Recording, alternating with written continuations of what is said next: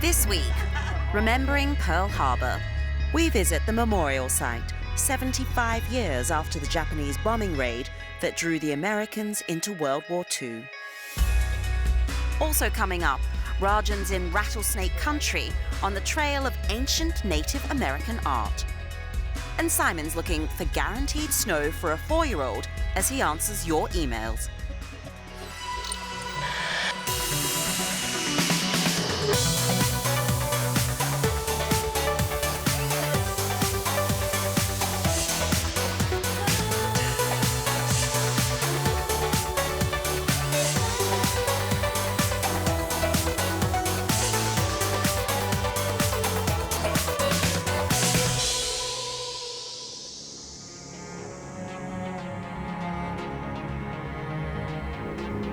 We're starting this week in the Pacific Ocean, in the beautiful volcanic archipelago of Hawaii. Below me, Oahu, the state's third biggest island and home to its capital, Honolulu. I'm flying in a T-6 trainer plane. American pilots would have practiced in one of these before graduating to the fighters and bombers of the Second World War. This one's been restored for tourists. A really wonderful experience. But 75 years ago this December, Japanese pilots approached the US naval base here with very different intentions. At 7:55 a.m. on December 7th, the first of 2 waves of Japanese aircraft began their devastating assault on Pearl Harbor. Within 2 hours, 5 battleships had been sunk and more than 2,400 Americans killed. That attack drew the United States into World War II.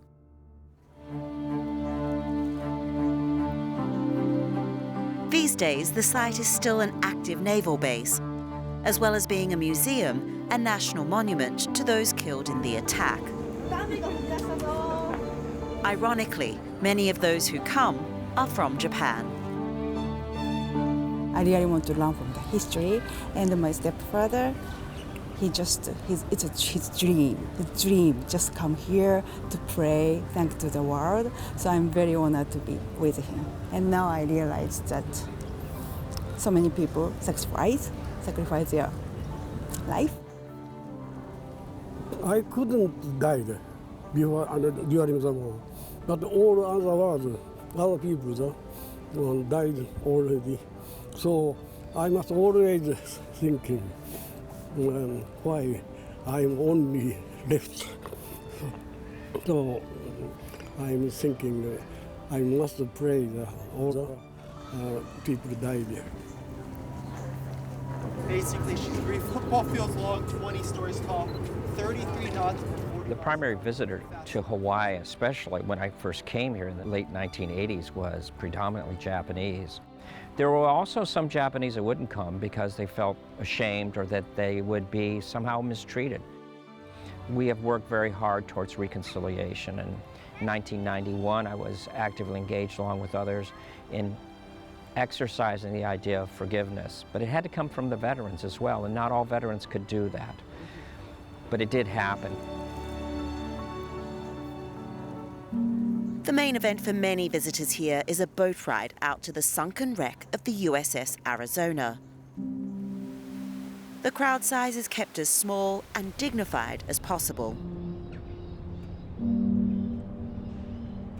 The memorial straddles the Arizona's hull without actually touching it. Around 900 servicemen killed in the attack remain on the ship. On December 7th, as part of the commemoration, 2 American Pearl Harbor veterans who've recently died will have their ashes interred here. There are thought to be around 2,000 survivors still remaining. The youngest military survivor will be 93 now. Okay, make sure you're happy, guys. But despite their advancing years, some still visit the base to share their memories. I realized I didn't get a photo. I gotta get one. I enjoy coming down here. I meet people from just about every country in the nation. I love telling my story. It was early in the morning, of course. I had a 30 caliber rifle shooting at the plane. When the first officers came aboard, they took my gun away and told me to go open the warehouse because I wasn't supplied. So at that time, I felt real naked and, you know, like I didn't have anything to protect myself with. It was scary, I'll be honest with you, but after a while, you had to ignore it and try to protect yourself. I got a good family. I've been very fortunate. There are a number of services and events in the week leading up to the 75th anniversary on December 7th. Some are quiet, private events, but there are also concerts and parades planned that are free for everyone to go and see.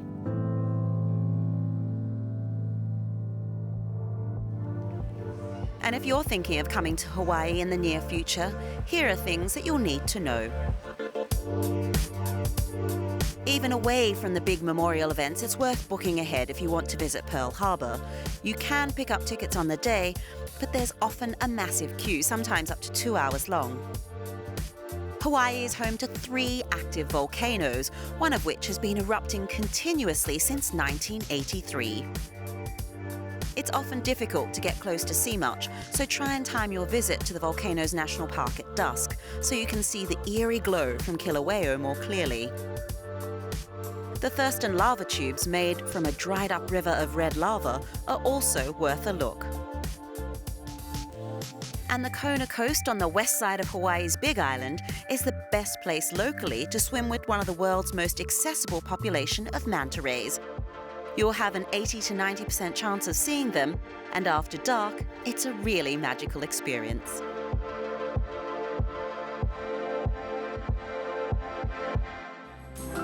Next this week, our thirsty explorer's off to Paris to tackle a drink with a fearsome reputation. I set out to find the truth about the spirit that caused so much trouble in Europe at the start of the 20th century. Our first stop was the Commemorating distillery in the town of Senor. This place is amazing. It looks like the home of a mad scientist or something. When's this from? Well, it's since 1834, so you know it's almost 200 years old. Wow. The real absinthe, authentic absinthe, are made from 2 basic ingredients, which are ground wormwood. Wormwood, said to be a plant that grew in the Garden of Eden. It was used for a host of medicinal purposes and believed to ward off evil, but most people know it falsely for its mythical hallucinogenic properties. You can drink today a real absinthe with the same taste they were having in the 19th century, for sure. In the same amount of wormwood, the same everything? Yes, Okay. We didn't change the recipe. At the height of its popularity, Parisians were drinking roughly 6 times more absinthe than wine. And the conspiracy goes that the wine industry used its power to sensationalize a murder and sparked the beginning of the end of absinthe. Today, nowadays, we can prove it is not true. The TN level is very low, although we respected the same recipe. But the levels of thujone, a chemical in wormwood, were always too low to cause hallucinations. So France repealed the 1915 absinthe prohibition starting in 1988. I hit the road for the final 300-kilometer stretch to Paris, curious to find out whether absinthe had made its triumphant return. We headed to the neighborhood of Bastille, where most of Paris's absinthe bars are located. Enjoy your drinks. Merci beaucoup. This process and all about the absinthe, yes, it's a French tradition for me. First, fill the fountain with ice-cold water. Next, pour 2 centiliters of anise-flavored absinthe, which ranges from clear to earthy green. Finally, open the tap to drip the water very slowly over the sugar cube and into the absinthe. They had this tradition in their families, and sometimes between friends, like, oh, let's do like our grandfathers. It was amazing to see how misunderstood the spirit still is. Even in the country where absinthe is inextricably linked with history and art, most people drinking it did so out of nostalgia. In At the end of the night, no magical creatures rose from my spoon, but watching the fountain drip throughout the night was an aesthetically beautiful, extremely social ritual, and it was easy to see why Parisians fell in love with absinthe more than a century ago. With life moving so fast these days, I hope they can find the time to sit down and discover that love again.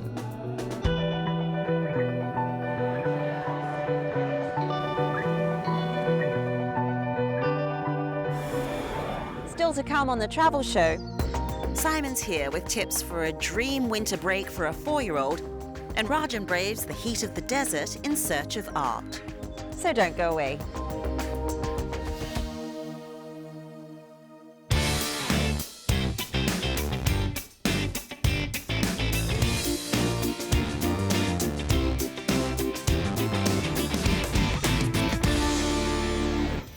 Welcome to the slice of the show that tackles your questions about getting the best out of travel.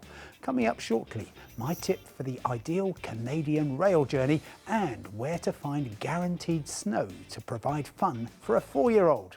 But first, there's a lot of excitement among European train fans about the impending opening of the longest railway tunnel in the world, the 57-kilometre Gotthard Base Tunnel in Switzerland.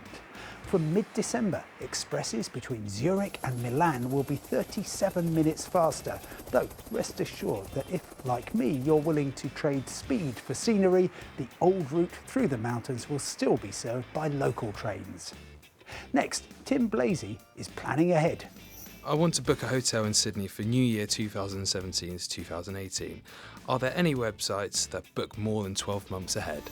Unlike airlines, which rarely sell seats as far as a year ahead, hotels don't have hard and fast rules about when their bookings open, but many of them limit their booking window to a year. Even when their systems appear to allow more distant reservations, you'll often see it sold out for any night over a year ahead. It's partly to prevent online bookers from selecting in error the wrong year. Of course, you could wait for the booking window for your chosen hotel to open, but I suggest you talk direct to the hotel reservations staff to make sure you get the room you want at a reasonable rate. They'll probably ask for a deposit now and the remainder nearer the time. Rachel Shaw has a concise request about a vast country. I would like to plan a rail trip through Canada, beginning or ending in Vancouver. Do you have any recommendations? Vancouver is the start and end of what I regard as the optimum trip, the Rocky Mountaineer Rainforest to Gold Rush route from North Vancouver Station. It runs via the ski resort of Whistler and beside the Fraser River Canyon and some incredible desert scenery to Prince George and the town of Jasper in the Rockies. From here, switch to the Canadian, the transcontinental service from Toronto, which uses the original 1955 stainless steel cars. Go west through some dreamy Rocky Mountain scenery, then slumber overnight to Vancouver, where you arrive in time for breakfast. Finally, Seb Mulder is evidently a generous grandfather. My 4-year-old grandson's dream is to spend 3 to 4 days over Christmas in a place where snow is guaranteed. Any suggestions? Thank you. So I reckon for absolute certainty, you need easy access to a ski resort where there are snowmaking facilities. The ideal location is Zell am See in northwest Austria, a beautiful town set magnificently beside a lake. Fly to Salzburg, from where the train takes about 90 minutes. Make sure it's daytime because it's one of Austria's loveliest railways. From December to April, there's a very good chance of snow here, but if for some reason it doesn't materialise, then bus 680 will take you in less than half an hour to the resort of Saalbach, which I know from experience last New Year makes prodigious amounts of snow right down to the village level. Whether you're looking for snow or sun, The Travel Show is here to help. So email your question to thetravelshow@bbc.com and I'll do my very best to find you an answer. From me, Simon Calder, the Global Guru, bye for now and see you next time.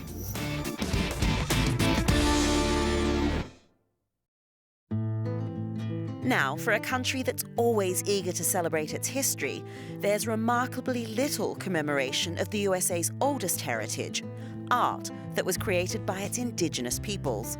Some may say that's not surprising given the particularly brutal way many Native Americans were treated during settlement of European pioneers, as Rajan Datta now explains. Here in Arizona, in the south of the US, you can find some of the biggest collections of historical Native American art. The famous tribes of the Navajo, Hopi and Pueblo Indians settled here, and today they help make up the second largest total Native American population of any American state. In fact, a quarter of the state is reservation land.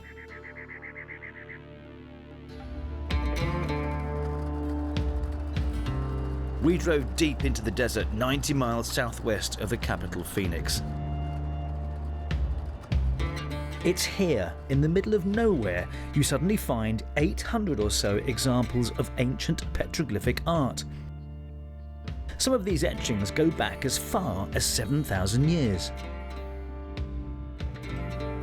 It's mostly created by the chipping and scraping away of the top surface of the basalt boulders to expose a lighter layer underneath. The patterns that you see are patterns that you would see in pottery as well.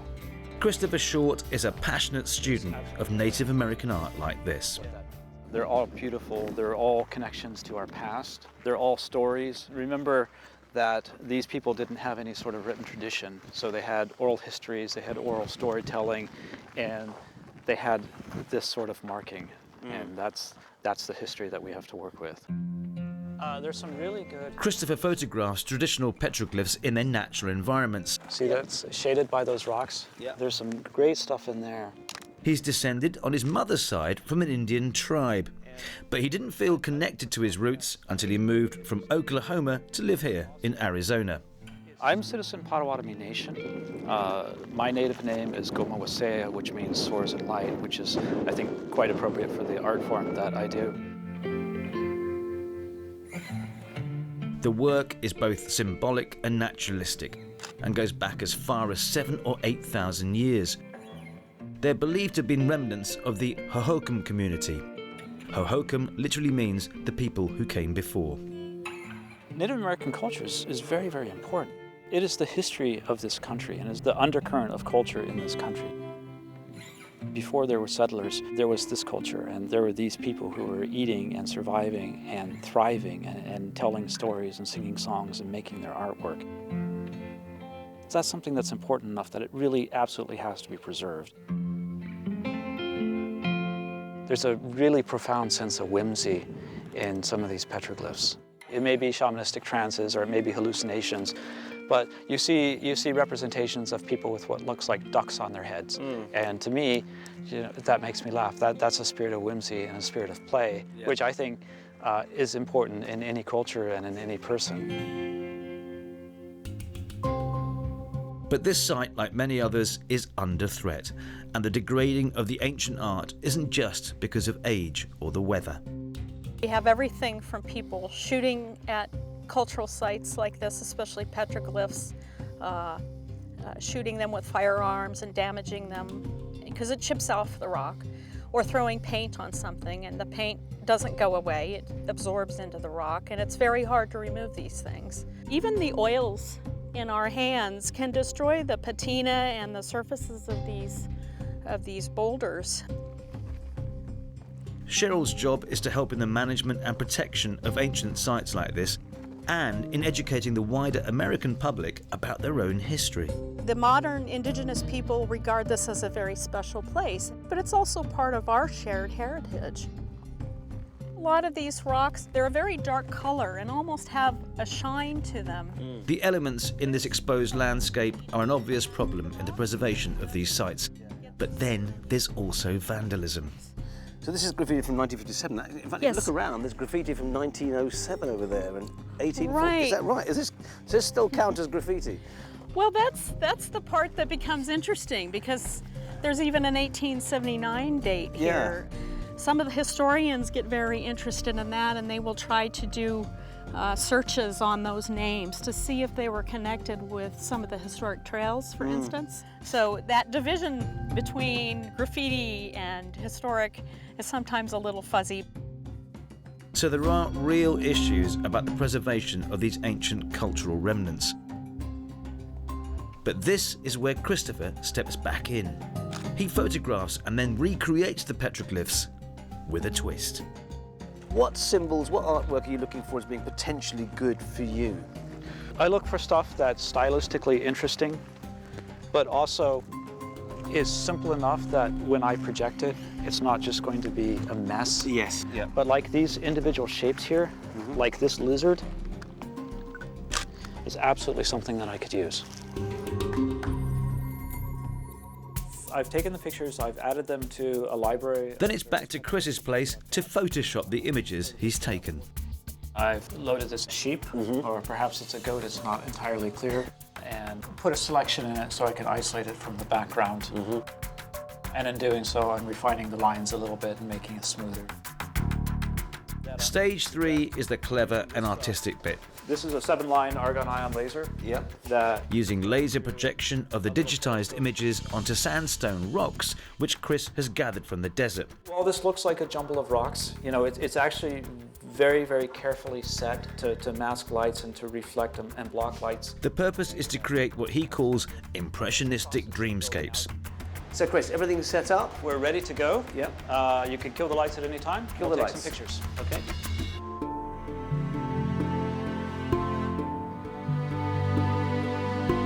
I'm basically turning rock art into science fiction. This is spirit and science and art all intersecting in my garage. And that's so satisfying. Christopher's doing more than that. He's showing how this much neglected jewel of American heritage can live on and inform and enrich the lives of generations to come.